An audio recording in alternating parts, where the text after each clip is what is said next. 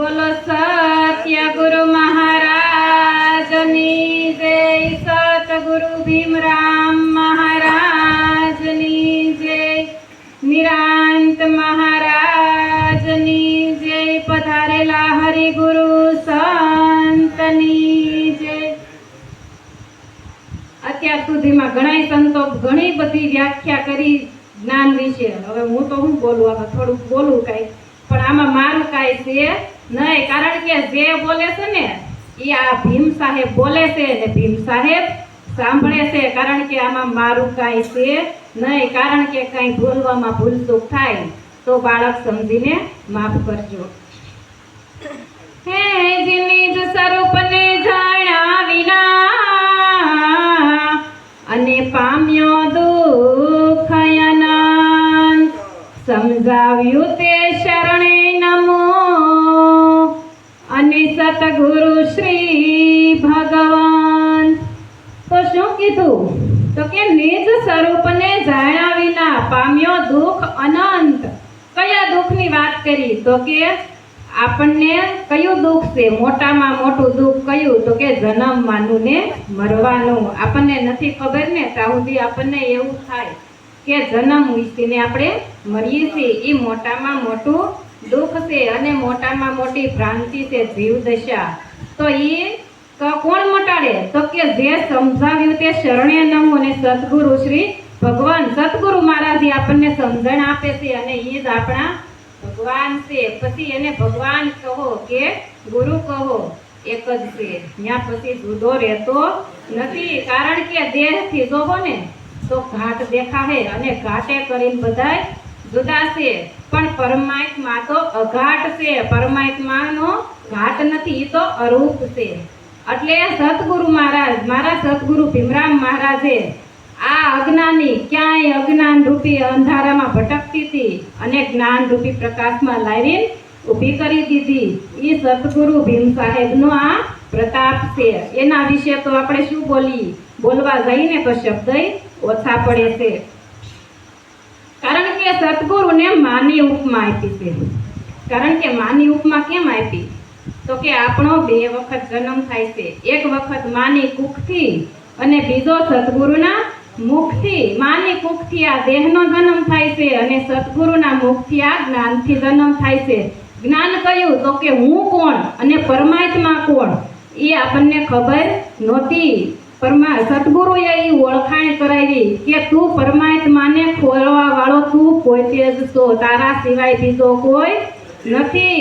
એટલે સતગુરુને માની ઉપમા આપી છે, તો એના ઋણમાંથી આપણે ક્યારેય મુક્ત થઈ શકીએ નહીં, કારણ કે એક વખત શિવાજીએ એની માને કીધું કે હે માં, મારી ચામડીની મોજડી બનાવીને તને પહેરાવું ને તો એ ઋણ મારાથી ચૂકવાય નહીં। તો શિવાજીની માએ હું કીધું? બહુ સરસ જવાબ આપો કે બેટા, ઈ પણ મારું છે, કારણ કે ચામડું એમાંથી બેની મામાંથી બન્યું હતું ને, તો ઈ એનું છે, તો એની ચામડીની મોજડી પહેરાવે ને તો ઈ કે ઈ મારી છે, તું ઋણમાંથી મુક્ત ન થઈ શકે। તો ગુરુ મહારાજ આ આપણી પાસે અટાણે જે કાંઈ છે ને એ ગુરુ મહારાજનું છે, આપણું કાંઈ છે નહીં, કારણ કે શરણે જ્ઞાન તો આપણે બધુંય ગુરુ મહારાજને તન મન ધન બધુંય હોપી દીધું હતું, આપણી પાસે કાંઈ હતું નહીં, પણ ગુરુ મહારાજે આ બધુંય ચોખ્ખું કરીને પાછું વાપરવા આપ્યું। એટલે આપણે એમ નથી માની લેવાનું કે આ મારું છે, વાપરવા આપ્યું છે તો એની પાછળ વાપરવામાં જરા કઈ ઢીલું પોતું થવાનું નથી, કારણ કે જેમ જન્મદાતા એ આપણા માતા પિતા છે ને, એમાં સતગુરુ છે ને એ પણ આપણા પિતા છે। માં કયો કે પિતા કયો એ એક જ છે, કારણ કે પછી એમ કહી કે આ સતગુરુ છે તો હવે એનો દેહ નથી, તો એની પાછળ આપણે હું ખોટું? પણ એલા ભાઈ, તું અટાણે ક્યાં છો? ઈ તું સતગુરુની કૃપાથી, અને સતગુરુ ક્યાંય ગયા જ નથી, વ્યાપક છે, મારા ને તારા ઘટમાં વ્યાપક બિરાજમાન છે। અને કોઈ એમ કહેતો હોય કે સતગુરુ નથી,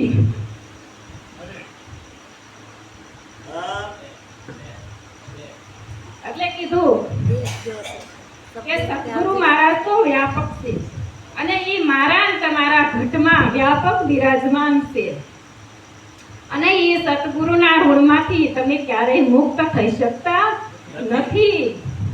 અને એ ઋણમાંથી મુક્ત થવા માટે આપણે ગયા તા શું કામ? તો કે આ બંધનમાંથી છૂટવા હાટું. તો ગુરુ મહારાજે આપણને ઈ બંધનમાંથી આ પામર જીવ, 4 પ્રકારના જીવ કીધા. એક પામર, એક વિષયી, એક મુમોક્ષ અને એક જીવનમુક્ત. તો પામર કોને કીધો? તો કે જે ખાવું, પીવું અને ઊંઘવું અને ભોગ ભોગવવા એને પામર જીવ કીધો છે. પામર જીવ એને કીધો છે. અને પછી વિષયી, તો કે જે આ વિષયી રસના, વિષયી વાસનામાં જે રસ્યો પસ્યો રહે છે ને એ વિષયી જીવ છે. પછી મુમુક્ષ કેતા જેને પરમાત્માની ખોજ છે, ક્યાંક ને ક્યાંક ઈ ખોજે છે, ભલે રામમાં ખોજે, કૃષ્ણમાં ખોજે, સતગુરુમાં ખોજે, પણ એને મુમુક્ષતા છે, એને જિજ્ઞાસા છે પરમાત્માની ખોજની. અને જેને જિજ્ઞાસા મુમુક્ષતા છે ને એ જ જીવન મુક્ત થઈ શકે છે. કારણ કે જીવન મુક્ત થાવું ને એ મુમુક્ષતા હોવી જોઈએ, તો જ તમે જીવન મુક્ત થઈ શકો. અને સતગુરુ છે ને એ તમને જીવન મુક્ત દશા આપે છે. એટલે એક વાણીમાં કીધું, સેત તો સેતાઓ તુને રે પામરા પ્રાણી, સેત તો સેતાઓ તને રે પામર પ્રાણી, સેત તો સેતાઓ તુને રે પામરા પ્રાણી, સેત તો સેતાઓ તને રે પામર પ્રાણી. ઈ કહે છે તું મારું મારું યાનાથી કાંઈ તારું, કહે છે તું મારું મારું અહીંયા નથી કાંઈ તારું.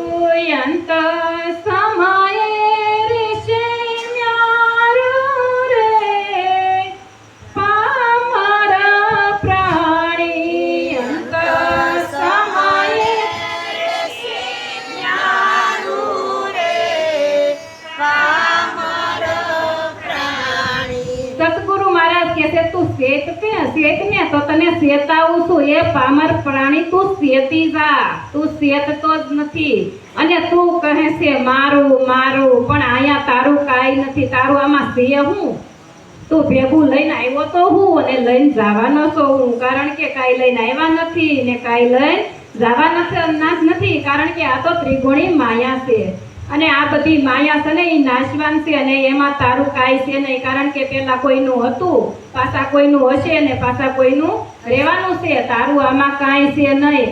પણ તોય એમાં આપણને આસક્તિ થાય છે. કોઈ સારા કાર્યમાં વાપરવું હોય ને તોય આપણને જીવ હાલતો નથી. કારણ કે આપણને ઈ માયા બંધાણી. એટલે કીધું કે માયા કાળી નાગણી ઈંડા પોતાના થાય. પણ જો એમાંથી કોઈ આઘો દળીને વયો થાય ને તો ઈ મણિધર થાય. કારણ કે નાગણી છે ને ઈ ઈંડા મૂકે, પછી એના ને એના ઈ ઈંડા પોતે ખાઈ જાય. પણ જો એમાંથી એકાદું ઈંડું આઘું વયું જાય ને તો ઈ મણિધર થાય. એમ આ સંતો છે ને ઈ મણિધર છે. ઈ માયામાંથી જી છૂટી ગયા છે ને, આપણી મારીને તમારી જેવા આપણે માયામાં હજી બંધાણા થઈને આ બધા છૂટી ગયા ને મણિધર થઈ ગયા છે. ઈ મણિધર થાય. એટલે કીધું કે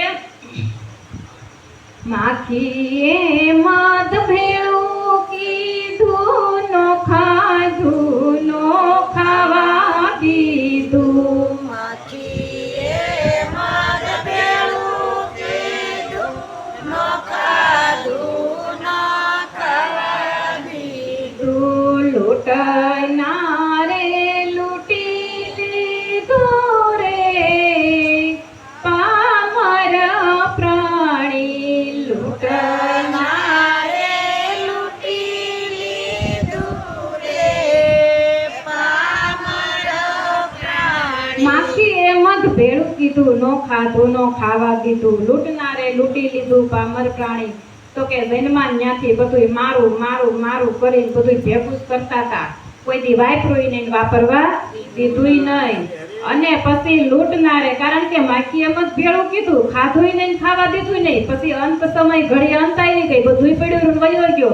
વાહે ઉડાવવા વળે ઉડાડું, તોય પાછું એમ ન કીધું કે હારું થયું અમાર બા કે દાદા કે દીકરો બહુ મુકતાઈ ગયા, એમ કોઈ કહે નહીં. કારણ કે ઈ તો લૂંટવા વાળા લૂંટે, પણ તે વાપરું નહીં. કારણ કે એટલે સંતો કહે છે તારી પાસે તને સદગુરુ મહારાજે દીધું છે ને, ઈ તારું નથી, ગુરુ મહારાજનું છે. ઈ આવા સારા કાર્યમાં વાપર, નકર આમનમ બધાય લૂંટી લે હે ને પડ્યું રહે ને તું વયો જાય. કારણ કે દેહ છે ને ઈ જાય છે, પણ આત્મા તો અજરમર છે, ઈ જાતોય નથી ને આવતોય નથી. ઈ તો આદિ અનાદિનું તત્વ અજર અમર અવિનાશી પોતે છે.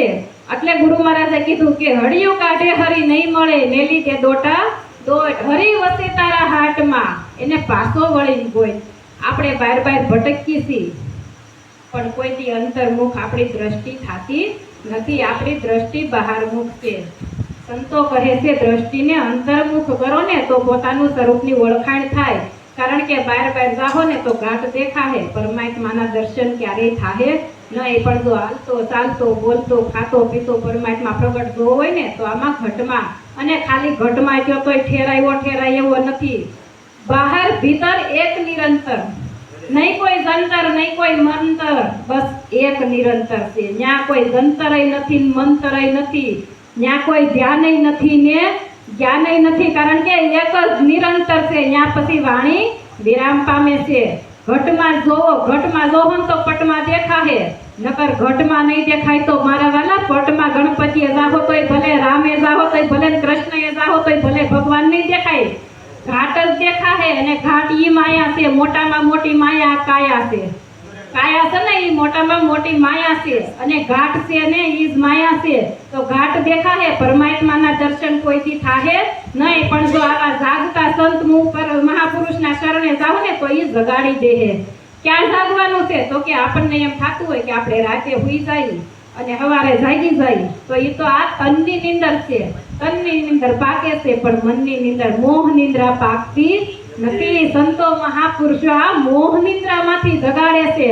એટલે કીધું કે કરબંધ બારની દ્રષ્ટિ, અંતર તપાસ તારું, અંતર તપાસ તારું. અજ્ઞાની જેમ જુએ ત્યાં મનડું જાય દોડી, અજ્ઞાની જેમ જુએ ત્યાં મનડું જાય દોડી. કર બંધ બારની દ્રષ્ટિ અને તારું અંતર તપાસ.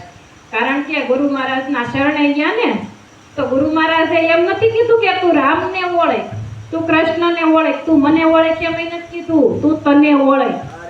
પોતાના સ્વરૂપની જ ઓળખાણ કરાવી છે, પોતાનું જ અંતર તપાસવાનું છે, બહારની દ્રષ્ટિ બંધ કરવાની છે. અને જ્યાં સુધી બહારમુખ દ્રષ્ટિ હશે ને ત્યાં સુધી મંદડું જ્યાં લઈ જાહે ને ત્યાં દોડી દોડી જાહે. મંદડું કહે કે હાલ ગણપતિએ જાય તો ગણપતિએ જાય, અને ગણપતિએ જાય ને એટલે 10 દી સેવાન પૂજાન લાડવાન જમાડે. પણ ઘરમાં બાપો બિચારો સા હાટું તડપતો હોય ને એને સા નથી મળતો, એમ કે ઈ બાપા તો ખમશે, ઓલો બાપો બિચારો નથી બોલતો તો ઈ નો ખમે, ત્યાં જવું પડે. પણ ઘરનો બાપો ખમે. પણ એને મારા વાલા ઓલાને નેવાની જરૂર નથી. આને હારો રોટલો દ્યો ને તો ઈ પ્રગટ છે, ઈ અંતરના આશીર્વાદ આપશે. ઓલો તો કારણ કે ઈ ખોટા નથી, પેલું પગથિયું છે. અને ઈ જ્યારે હતા ને ત્યારે હાસા હતા, પણ અત્યારે એના પ્રતીક છે. આપણે ગળ્યા છે અને આપણે એને પ્રતીક રૂપે દેહાયરા છે, ખોટા નથી. પણ જ્યારે તમને પરમાત્માને જો જોવો હશે ને, એવી જિજ્ઞાસા હશે કે મારે પરમાત્માને જોવો છે, તો એ સતગુરુ તમને પ્રગટ દેખાડશે. કૃષ્ણ ભગવાને કીધું ને કે હું કણ કણમાં છું. જે વૈષ્ણવ છે એ ગીતાથી રોજ સેવા પૂજા ધૂપ ને ધુવાડા મંદિરમાં કરે, કોઈ દી પાનું ખોલે નહીં, અને ખોલે ને કદાચ તો એ વાસે, પણ હા ઓલું જીવનમાં ઉતારે નહીં. એટલે સંતોએ કીધું કે શ્રવણ કરો, મનન કરો અને પાછું નિધિધ્યાસન કરો. કારણ કે શ્રવણનો અર્થ અત્યારે બધાય સાંભળી રહ્યા છે. પછી મનન કરો, ઘેરે જઈને આપણે વિચારીએ કે આ સંત આમ કહેતા હતા, ઓલા સંત આમ, એનો આપણે શબ્દ ઉપરથી વિચાર કરીએ છીએ.